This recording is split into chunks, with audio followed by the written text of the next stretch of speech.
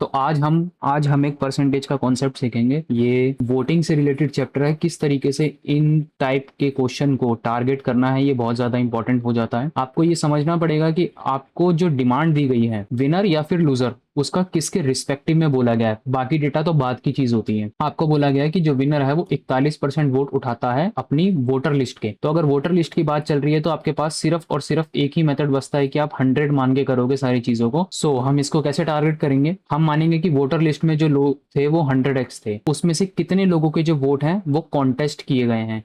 तो 80 लोगों के वोट कॉन्टेस्ट किए गए हैं, क्योंकि 20 लोगों ने जो वोट है वो नहीं दिया है। परसेंटेज को इजी कर सके इसलिए हम 100 मानते हैं। अब बोला गया है कि 120 वोट जो हैं इनवैलिड हो जाते हैं। मतलब इसमें से अगर मैं 120 घटा दूं तो मेरे वैलिड वोट आ जाएंगे। विनर मेरे कितने बोले गए हैं, इसका 41% बोला गया है, तो यानी कि 41x हो जाएगा डायरेक्टली। लूजर के लिए मेरे को इसमें से घटाना पड़ेगा तो मेरा लूजर निकल कर आएगा। तो मेरा जो लूजर है वो 39x माइनस में 120 हो जाएगा। अब बोला गया है इन दोनों के बीच का जो गैप है, यहाँ पर ये 200 वोट्स के बराबर है। इन दोनों के बीच टेक्निकली है गैप कितना, 2x प्लस में 120 हो जाएगा। यहाँ से हम डायरेक्टली x की वैल्यू को कैलकुलेट कर सकते हैं, जो कि हो जाएगी 40। अब आपसे क्या पूछा गया है? कैंडिडेट जो हार गया, जो हार गया यानी कि ये हार गया, तो इसकी वैल्यू अगर हम कैलकुलेट करने के लिए जाएंगे हो जाएगी 1440। टोटल वोट कास्ट यानी कि 80x, ये कितने हो जाएंगे? 40 से मल्टीप्लाई करा तो 3200। इसका कितना परसेंटेज है, यानी कि मल्टीप्लाई बाय 100। सीधा मैं ये दो जीरो हटा देता हूँ